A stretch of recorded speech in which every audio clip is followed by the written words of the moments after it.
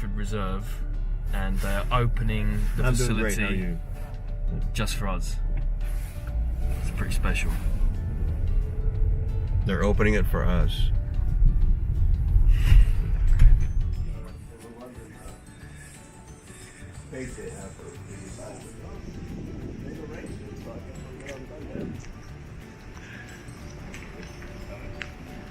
We don't have to fight the cops. There's no cops. Yeah, you don't have to fight the tourists. We get a lot of them. Come on in. Thank you.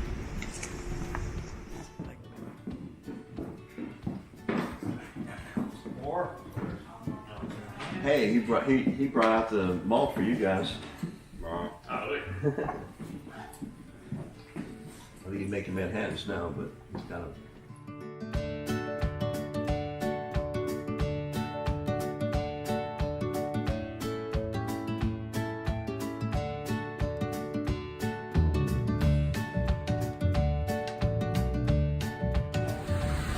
You see that spring? Up the creek. That's the reason the Pepper family came here in 1812.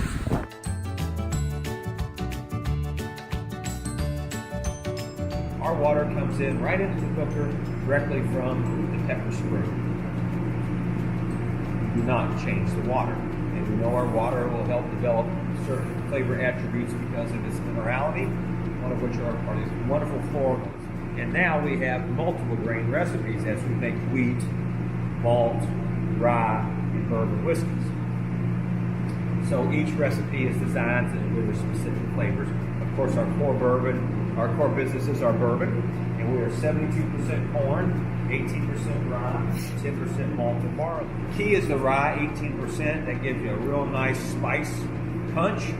So if you like spice, we're going to have just enough. And then malted barley, of course, is so important because we don't use artificial enzymes. So all of our starch sugar conversion is natural using malt. You'll see our malt will increase in our recipes that have harder to convert grains such as rye and wheat. So our grain recipe is set up to deliver flavor. Cooking, mashing with our water, of course, helps expand that flavor. Now, our fermentation process, there's Chad up there, our fermentation process is really special. We do have a unique strain of yeast, Reserve 78B. It is a yeast designed for our process by ground floor microbiologists, and it is designed to ferment slow and long. So we ferment depending on the time of year, as Guy was saying. In the summer, we try to get a 5-day fermentation. In the winter, we can get a 7-day fermentation. Then maturation in our unique Woodford Reserve barrel. Having our own cooperage, the brown form of cooperage. When I mean ours, it's brown forms. We make a barrel specifically for Woodford, and today we're going to taste double oaked, and that's the double oak barrel we'll be tasting out of. We just don't have one barrel. We make 2 unique barrels for this distillery and its whiskeys, and it's how we dry the wood, it's how we toast and char the barrel that makes it unique. And then we enter at 110 proof, 55 ABV. Except for double oak, which will be entered at 47.5. So each one of our steps, source of flavor, is a source of flavor. And really attribute, I taste that because we did this, I taste that, or knows that because of this. And sometimes some of the flavors come from multiple sources. The esters are going to come from fermentation, but we're also going to get esters from maturation. So some are just not exclusive to one only. And obviously that means they're all matrixed together. They all work together in this art.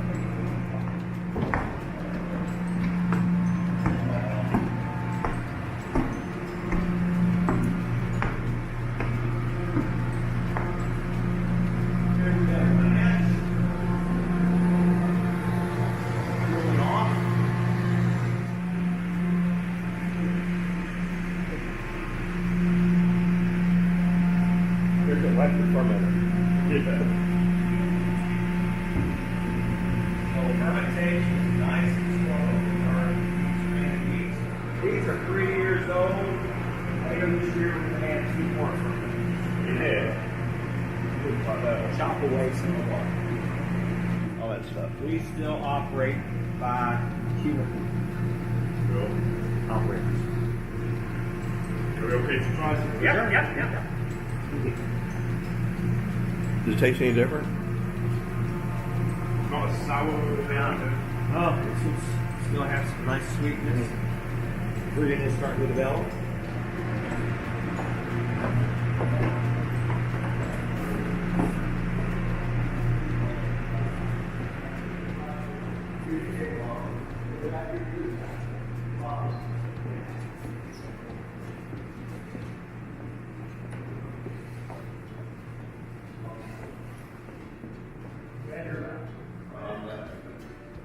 Well, it makes sense, but not you don't feel like this. I bring my family into So that's what becomes your bourbon. That's great. Yeah. That's cool. Think a lot of Your name, British Bourbon Society. Yeah, I'll go up here that. All right. with one barrel. When you come back to buy your second one, we'll put a second barrel. And exactly. Yeah. Okay. Jamie loves Libby. Double oak, single barrel. Yeah. Okay. And saucy some sir.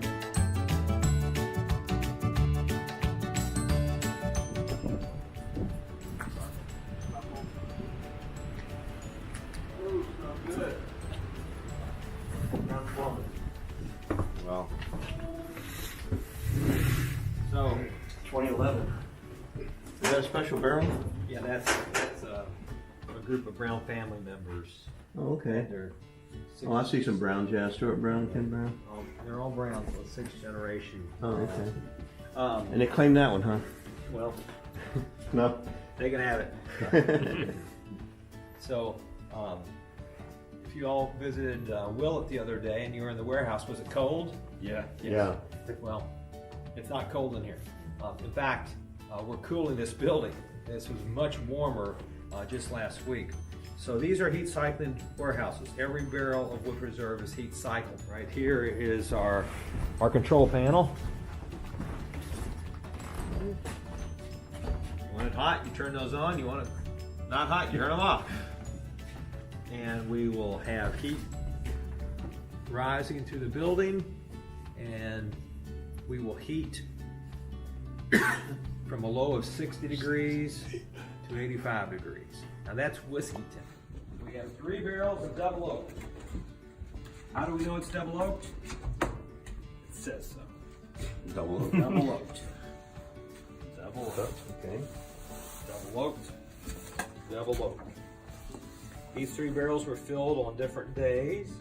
This was filled on August the 29th, 2018.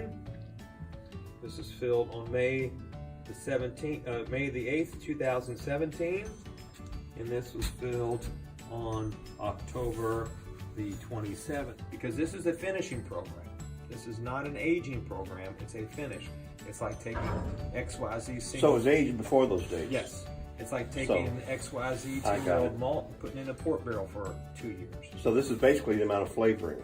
You know, Yes. the second barrel that you're Right. adding. Now, why don't we sit in here for 2 years? Well, because these are brand new barrels. They are intense flavor sources, and we use them one time only. Now, we will usually go for 1 year. The finish is a year. But again, for you all, I wanted you to have a range of flavor options. Because guess what? When they get to a year, they all pretty well taste the same, which is what they're supposed to. So it's no fun tasting 3 barrels from the same age and they all taste the They same. all taste the same, yeah. You know, what kind of game is that?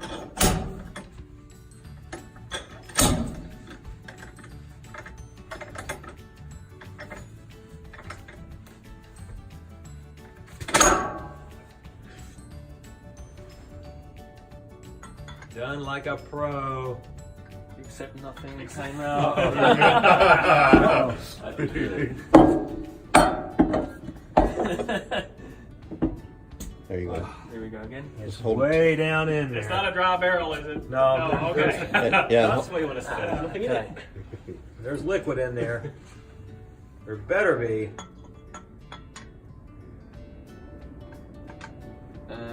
Well, Right. It's hitting the bottom. Okay. It's all dry. and it's wet. It's not. Look at that. I mean, what is going on? Sometimes you get a little char stuck in it. But, gee, is it that low? Okay, that's not good. Andrew, I'm going to drill in here and let you catch it, all right? Okay, let's see this. There we go. Right.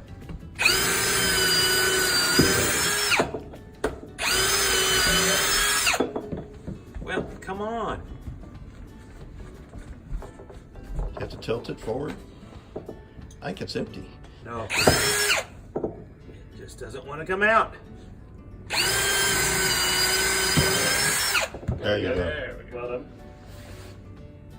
Gee, Stubborn, man. it sure is. How are you going to plug that when you... That's just dribbling. It's not.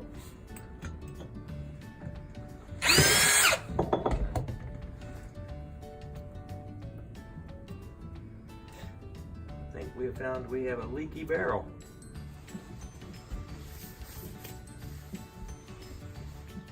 Yeah, that looks better.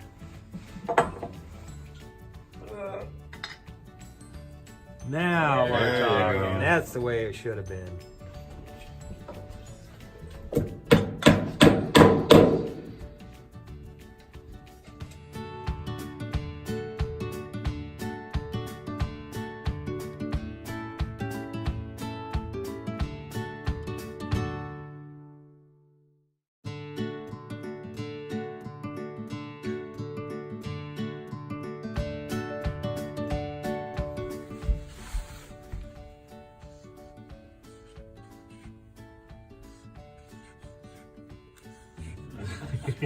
Alright, yeah.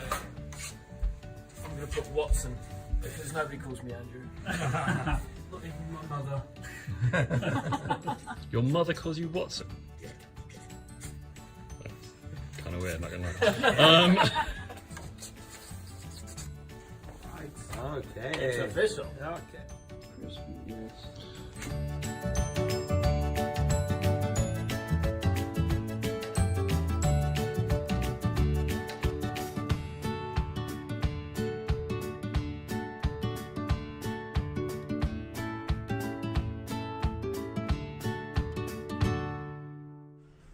But yeah, we really believe in full flavor.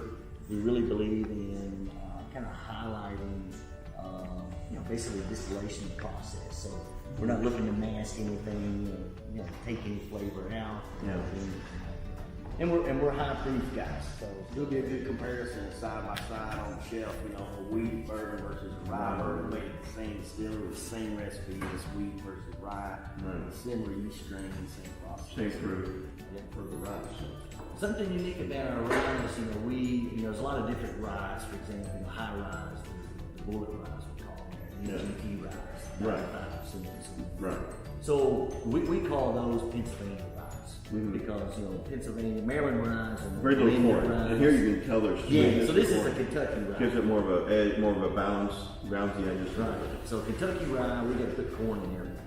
Sure, you're in Kentucky. So that's where we kind of blend it down, have a 3-grain rye, but something that really can bridge a bourbon drinker to a rye whiskey.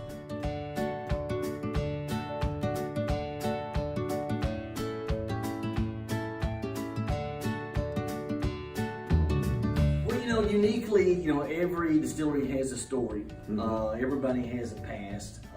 We aren't Maker's Mark. We aren't Jim Beam. We didn't, come over with a still on the mule or something like that. We kind of have a really kind of different, more unique approach to how we got to where we're at. We're in a rock band together, so we're diehard rock musicians. That's how we met. We had a mutual friend who was a drummer that hooked us up. I was a singer, he's a guitar player, so we had a band. Yeah. And then we kicked that guy out of the band. Because we thought we were get ZZ Top Cover Band. We had our own rehearsal. Okay. We had our own music. I was messing with you because of your beard. But it was clear we weren't going to open up for Ozzy anytime soon, so we were like, okay, we got to do something different. Yeah. And so Dr. Patrick Heiss, who's a microbiologist, I'm a mechanical engineer, so we're big science nerds, and so we're always, and very deep entrepreneurs. I think that's really the driving spirit there. And so while we couldn't make the band work, we were like, okay, now let's put our science to work and actually do something a little more creative. So we kind of looked at, obviously the alcohol industry, and quickly realized our budgets wasn't large enough, for a distillery of this kind of magnitude. And we're just two family guys. So we decided to kind of put our sciences more towards consulting, help the industry, get into the industry, work in the industry, learn more about the industry. And so we formed Firm Solutions. And so uniquely, maybe you want to. Yeah, so when we started, we were basically targeting not only beverage alcohol facilities, but also fuel alcohol distilleries. Some of the largest distilleries here in the United States and around the world make fuel alcohol. And they're very sophisticated compared to most beverage alcohol distilleries that have been even, operating with using traditional methods that were established 150, 200 years ago. So we worked with a combination of beverage and fuel alcohol facilities, and it's kind of gained the sophistication of the fuel alcohol side and sort of brought it over a little bit to the beverage alcohol side in terms of the data collection and the types of analytical chemistry that they do to monitor fermentation, sugar utilization, alcohol production, to make sure not only are you getting the right amount of alcohol per bushel of grain, but also to manage your flavor. So Firm Solutions, the way we made our money, we sold yeast.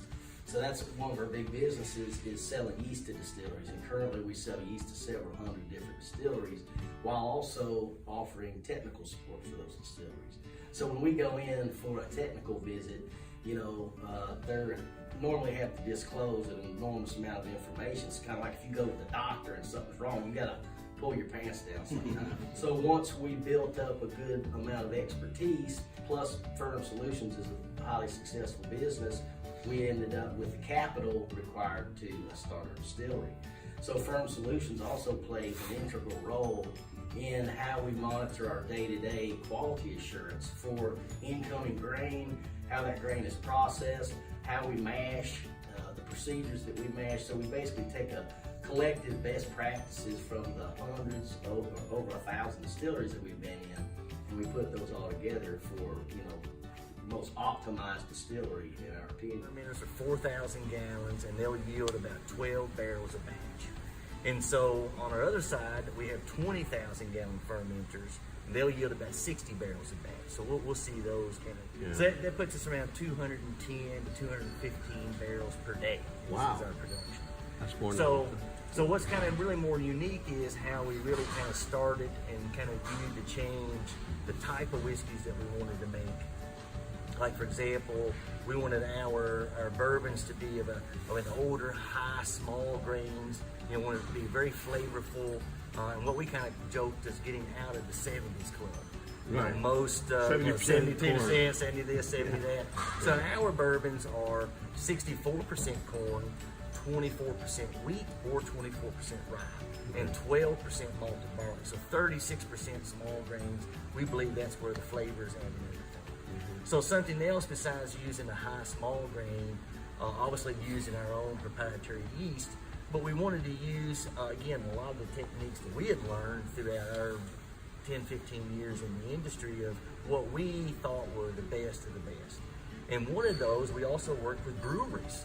So if you look at how, for example, we cook for a brewery, or a chef cooks a fine meal, or sometimes distilleries, cook their mash. And what we wanted to do was create a more flavorful distillate. And so we kind of started tearing that apart. And one of those things were infusion mashing, just like you'd be making a beer. Not really cooking on super high temperatures to scald things and break down proteins and different things. We wanted to keep on like a low temperature, seep the flavor out of the grains, just like you would if you're making a beer or you're cooking a fine meal. Mm-hmm. So like when we're looking at gelatinization temperatures or our cooking temperatures, Pat does a good job of explaining it. It's kind of like popping popcorn underwater. So if you cook that popcorn too much, you're gonna burn it, right? So we're looking at popping that popcorn at the right temperatures for all of our grains. And by doing that, it's super, super nice flavor. So infusion mashing is a process we use for our cooking. There's actually an old German technique, believe it or not, that we utilize in our mashing, such as we go in at a very, very thick cook. So we use a very thick cook process and then use our residual water to cool it down as we're adding our other grains. Saves a lot of energy. Saves a ton of energy. So, we actually got Kentucky Manufacturer of the Year for our utilization of energy, our mass energy balance here, how we make our own hot water, for example. We just don't use a lot of energy, and that allows us to keep our whiskeys at a more affordable price. And then we also kind of chose, because we're the yeast guys, as well as we help design and support distilleries, we wanted to run with a sweet mash process as opposed to a sour mash. And really the difference there is we wanted everything to be fresh. Sweet mash is just all about fresh grains every time. We're not using any of the back set. We're not trying to acidify our mashes at all. We allow them to stay at their normal pH and let fermentation drive those down. And by doing that throughout the entire process, we end up with a distillate that's a little higher pH. It's just basically a sweet mash. It's non-acidified. And even at high proofs, it goes down just very silky smooth because you don't have to deal with a lot of that acid reflux, for example. So that's kind of one of the secrets of sweet mash. It's a softer distillate. And this again, this CO2 is going crazy. You can't put a bad whiskey in a barrel and make it good. It has to be good going all the way through the process. And so by doing that, what comes off the still, we know it's going to be a good whiskey because it is good going into the barrel. The barrel's going to make it better. It's going to add that character and those nuances. We're not looking for that barrel to improve what we put into it in terms of miracles. Right. The yeast know we're here right now. They're trying to let us know that they're working really hard for us. Unfortunately, they're still all going to be going through distillation. Yeah. Reminds me of Ghostbusters 2. Yeah, that's fine. Yeah.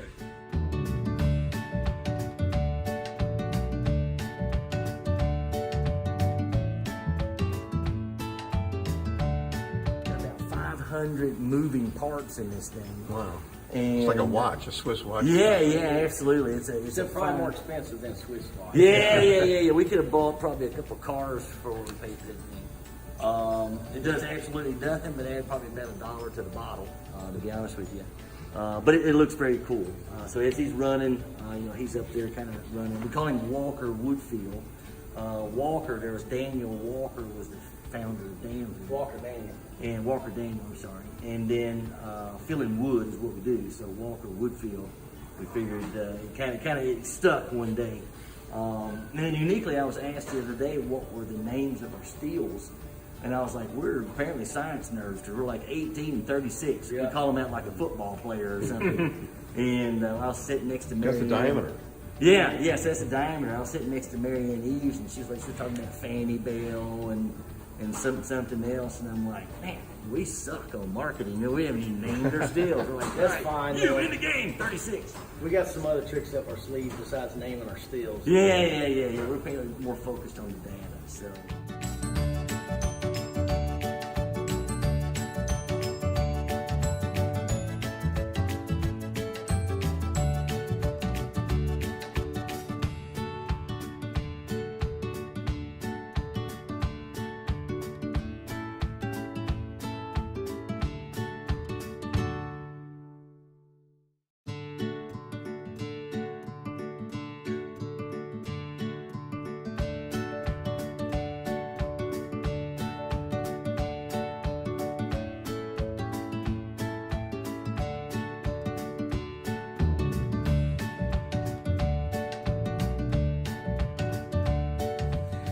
This is our Wilderness Trail, British Bourbon Society single barrel.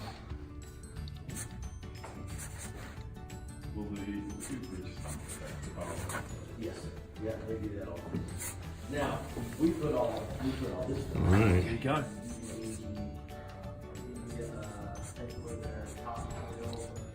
Every day. Is it quick? So sometimes,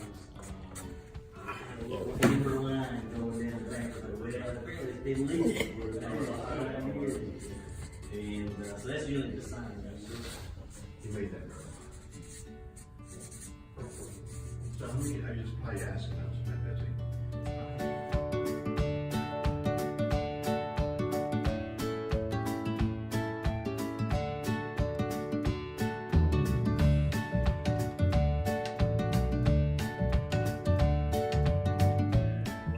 Yeah, but still. Yeah, I can almost taste the warm weather. So, what's the say in March? We'll have a couple of rainy days, but it'll.